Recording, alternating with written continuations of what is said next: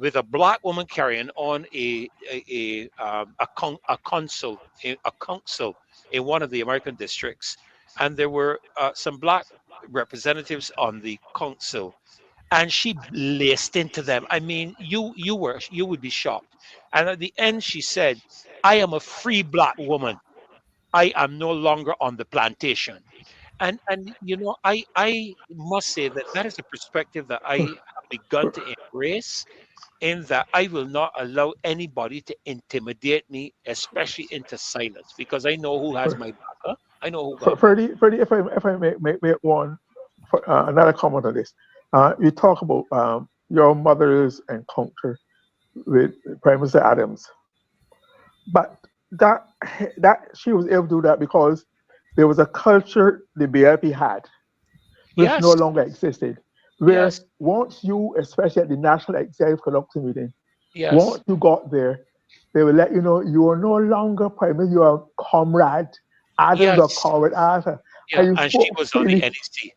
Right, and that was a Yeah, she part of was the on the culture. NEC. Yeah. But that existed up until Murray Agard. Now, That culture. One last minute, Vince. mhm. What you and I spoke about experiences in cabinets, and each grouping develops its own culture, its way of doing things, its values, its attitudes, how you interact with one. And that was a long-standing tradition and practice of the BIP but it no longer exists from our time to all. But So you therefore see, people behave differently. this is part of the challenge, and it extends beyond a cabinet office or whatever. Because at the end of the day, there's a sense of and I in my conversation with the young man who I referred to at the beginning, I made the point that there was this use that idea of fear to confuse people. In other words, if you don't be careful, they will victimize you. It's one thing to say that, but to see how people operate. The example that you give and Glyne reinforced that when you are speaking to the prime minister, in this case, for you referred to Prime Minister Adams, when you are speaking to a prime minister in the confines of his office or his home or whatever on a one-on-one, Right? you didn't ask him or her to come to you being the prime minister. No, I don't expect he would have expected your mother to come and discuss education with him and nod her head and say yes or no, sir, whatever, sir. Mhm. He wanted an honest opinion to inform his knowledge Correct, of correct, what is correct, happening. But correct. when you have a situation where people are parroting what the prime minister wants, or you have a public officer who is not prepared to give to his or her minister you know um, or write an opinion that goes to cabinet, what are the facts and so on. Let me take it back to the brief that the government lawyer had in Washington.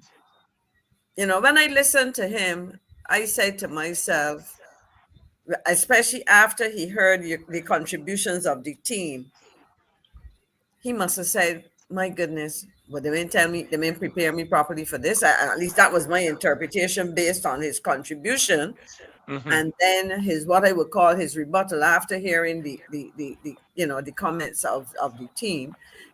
He became, because he started out, as I mentioned previously, started out in a very what I call arrogant, condescending way, kind of like Yes, dismissive yes. of the whole issue and dismissive of the persons representing the position that that the team had taken to the commission.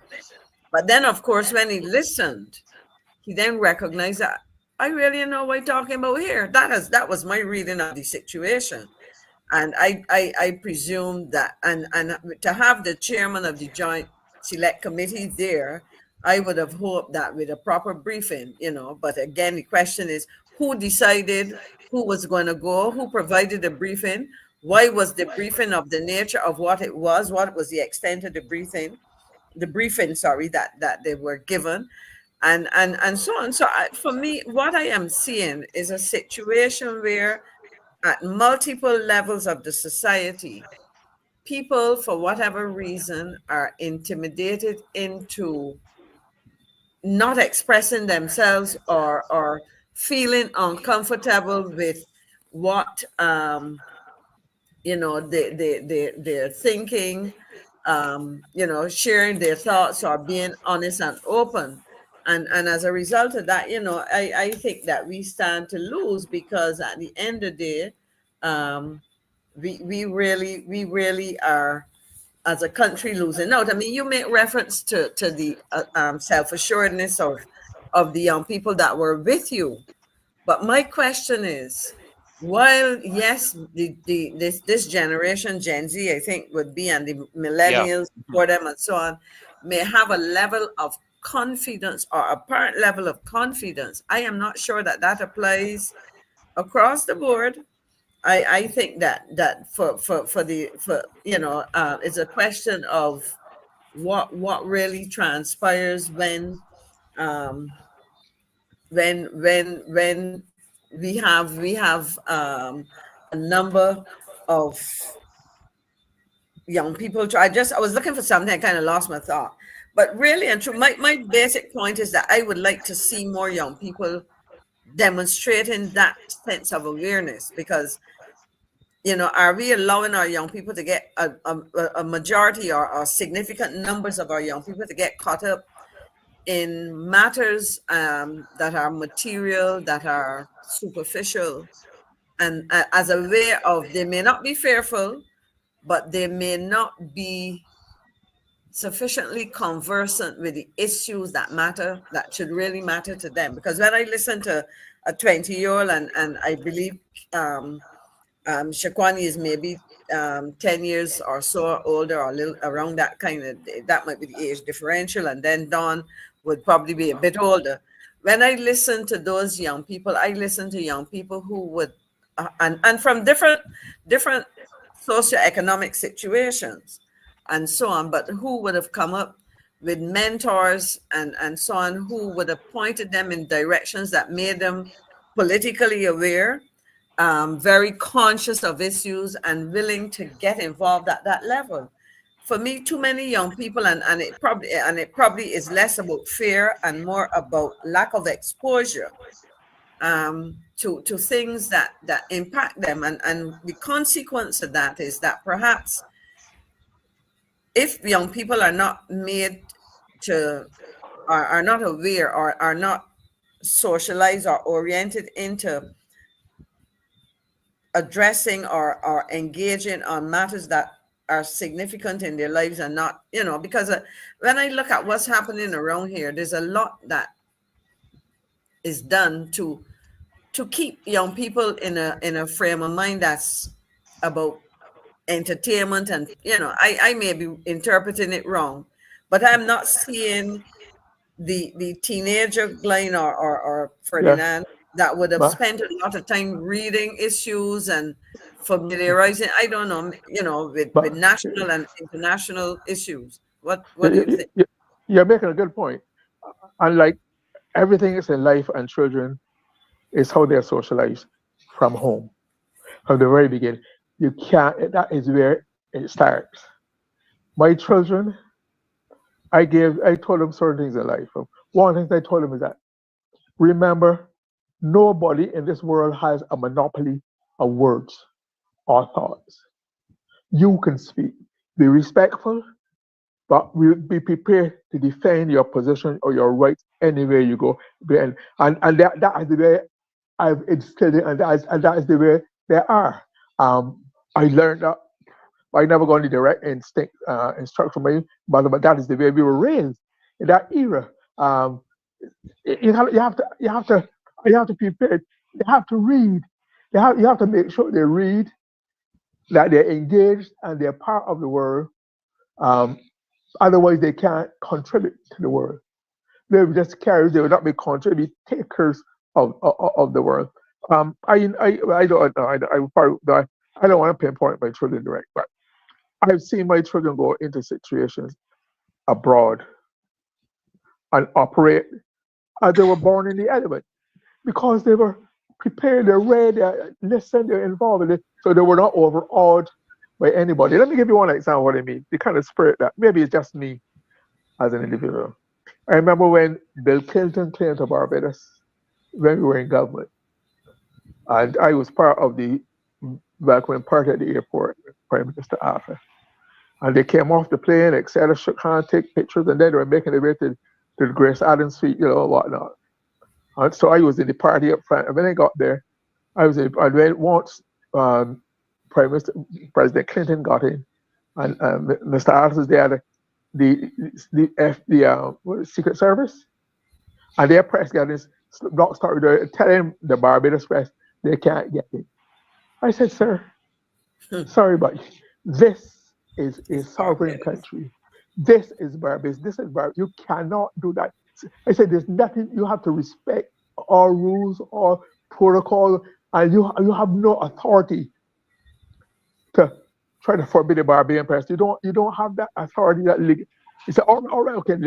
But if I had claimed out overall because it's secret, Barbados is Barbados. Go ahead, Ferdy. No. I wanted to reinforce that point you were making, because while I was not as au fait and involved politically in terms of, tangled up into it, so to speak, I remember the Shipwriters Agreement. Okay, I can tell you about that. I remember when the United States was looking to enter our territorial waters without consent or permission in pursuit of drug vessels and so forth. And I remember a number of Caribbean countries, whose names I won't call. I don't think it's appropriate for me to do that. But I remember Mr. Arthur making a statement to the United States. I can't remember if it was to the president specifically or to who. But no, you cannot come into our territorial waters without our consent.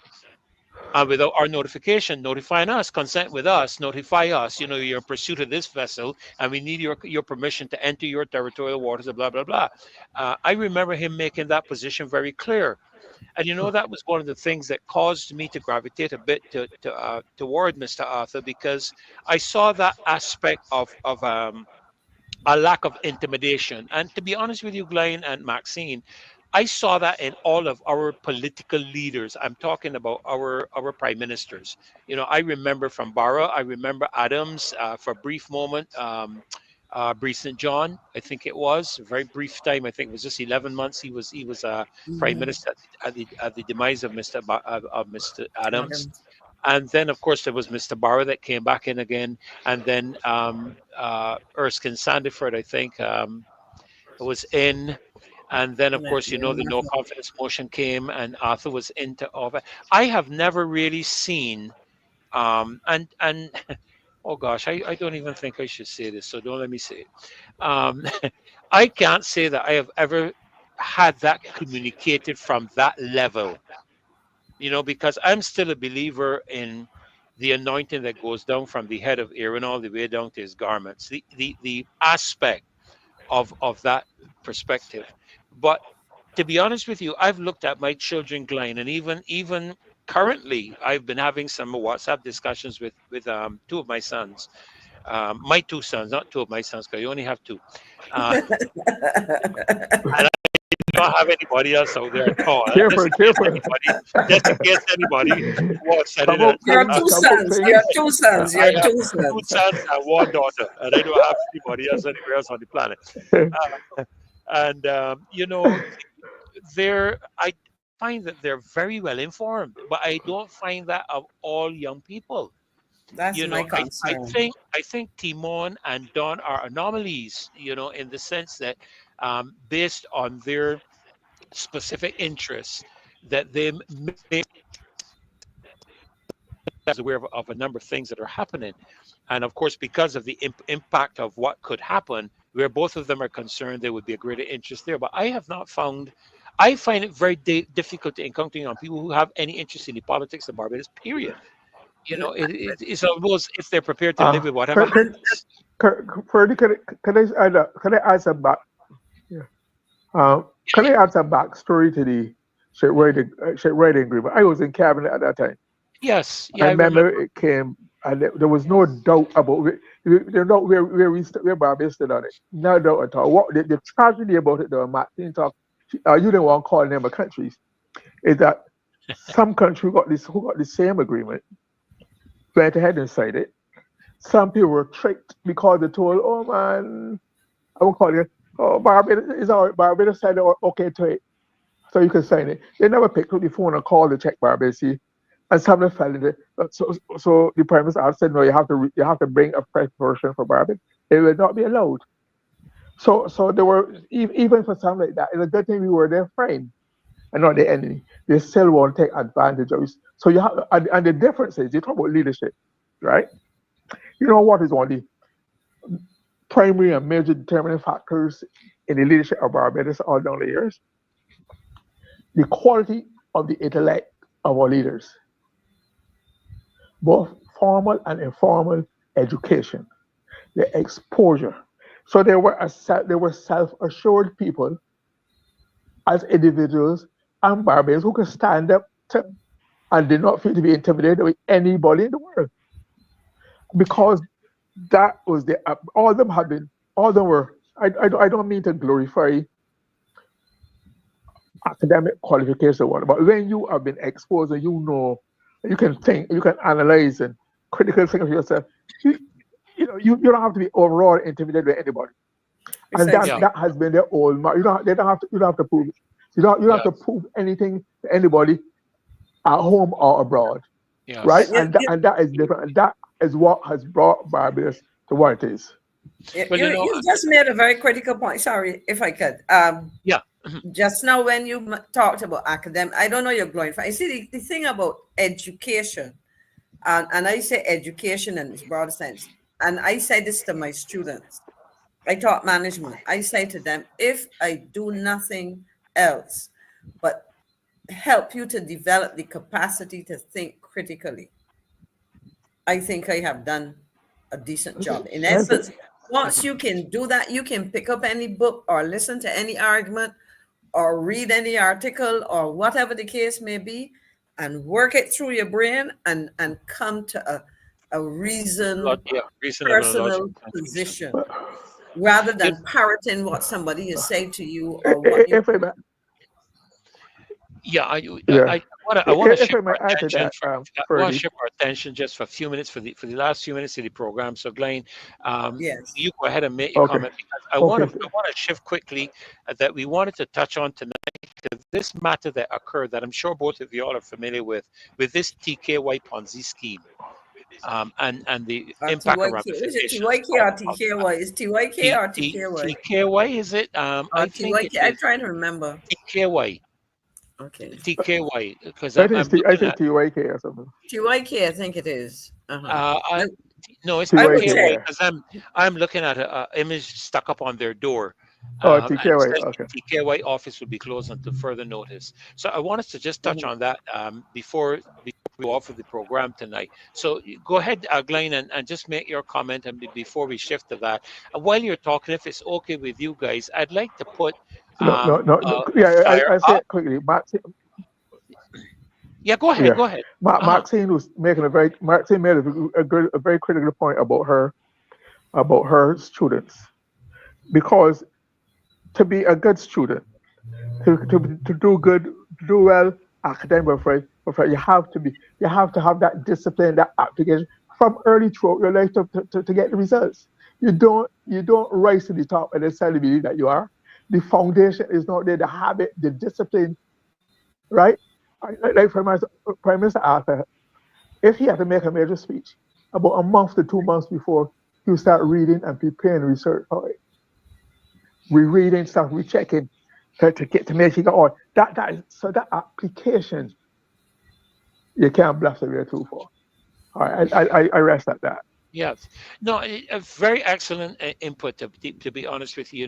There are a lot of factors that I think will come to bear in terms of the fear component that we have in this country at present, because it is a reality. Wherever you turn, you encounter people who talk about it. Even the other day, someone raised with me, concerning the cybercrime bill that we were looking at. And they were saying to me, to tell me that nobody in her cabinet can see these issues. What are they afraid of? They can't say anything to her, and I said, I don't know, because uh, it seems that even within the context of the parliamentary group, that fear component exists. And to be honest with you, I watch press conferences and so on, where the only person I hear speak is the prime minister.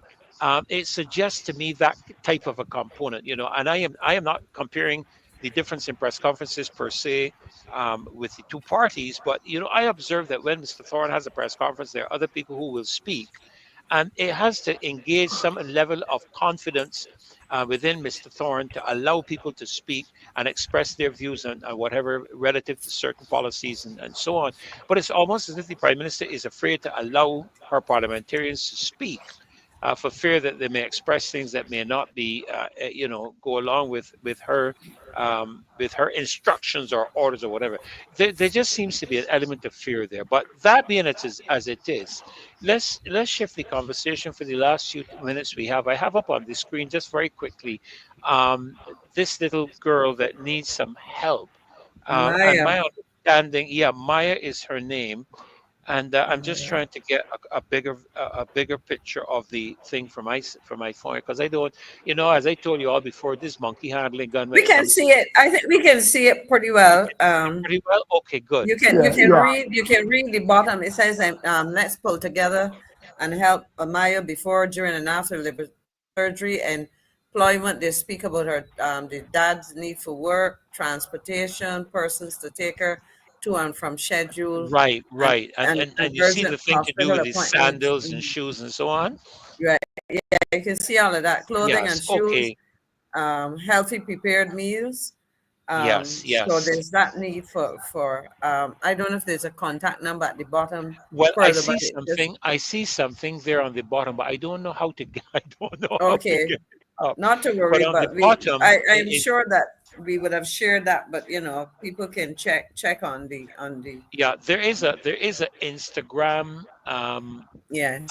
at AMYA. I'll put it in the chat while we're chatting about the Okay. TKY matter. Yes. So I'll put that in the chat that persons can go there and follow the situation. But we do want to help her. This platform has assisted so many, and we want to be able to assist her as well. So I'll put the Instagram information in the chat while we're Excellent. Yeah. looking. Yeah, while we're talking. So, Glyne, Maxine, let's take a shift for the last few moments we have, if we can, to this matter that I am myself now becoming more familiar with as I'm trying to read up on it and that type of thing, to this matter to do with this TK office.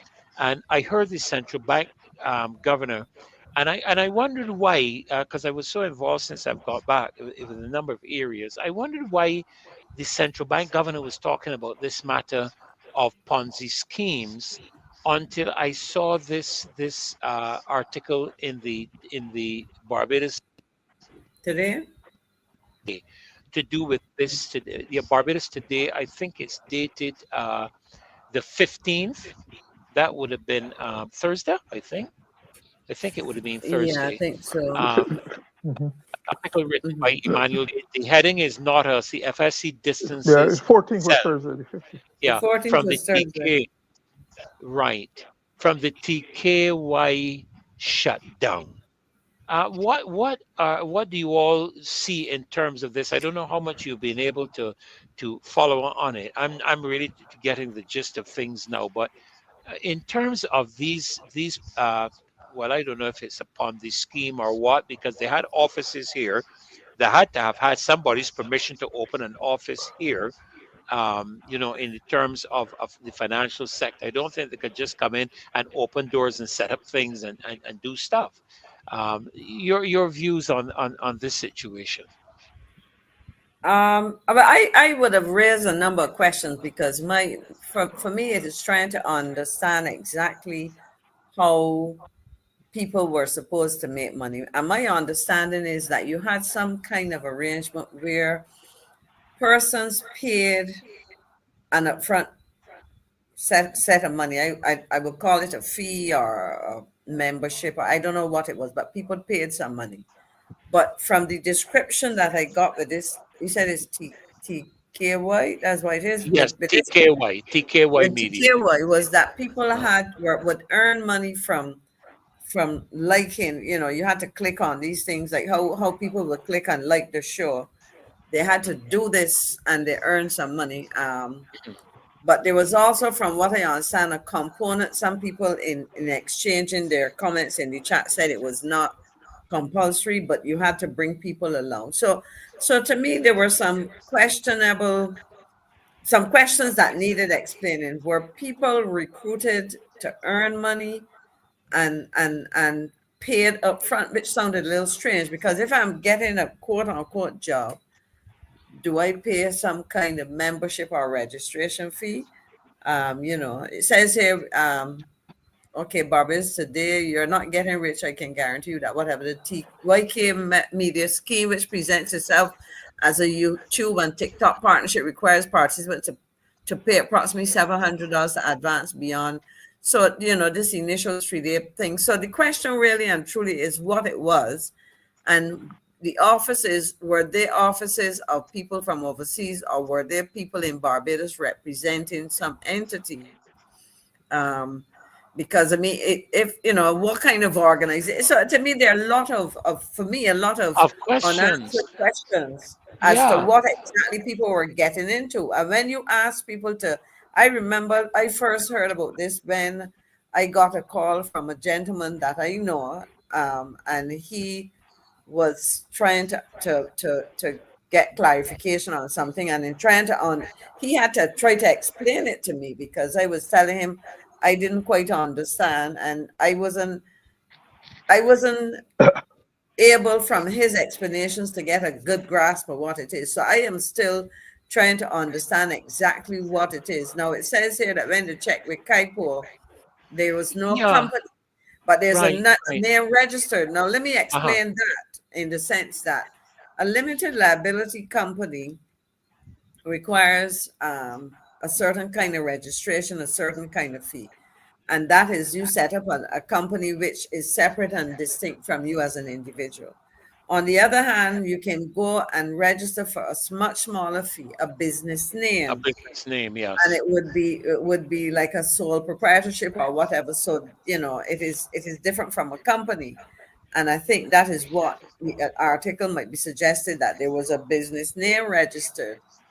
But there's a difference between having a business name and having a limited liability company now. So it really is to get a sense of who was involved with these companies, that these two companies or whatever that closed, what kind of services they were offering to the people who were involved in that whole entity. What happened to how people earn money, and what happened to the money that people pay. And the truth is, there's so many questions, and I haven't seen an article which explains it properly to me. So I'm still grappling and trying to understand, to be very honest with you, even though I Ferdy, raised a number of Fer- questions. Yeah. Ferdy, Uh-huh. Yes. I think it was to me it's a classic scam. Mm-hmm. Mm-hmm. Were the offices ever occupied by anybody, or was it just offices rented? You could stay abroad and then rent by to a real estate agent and get your sign put up and pasted because you're the client. Were the offices ever occupied? Did they have a messenger, a maid, a receptionist? Was it ever physically occupied in Barbados? Those are the answers. I don't know. Because I remember very well Alan Stanford. Um, not before you get to Alan Stanford, if you look at the report in the press of the interviews with the spokesperson or persons for the company, only a Christian name was used.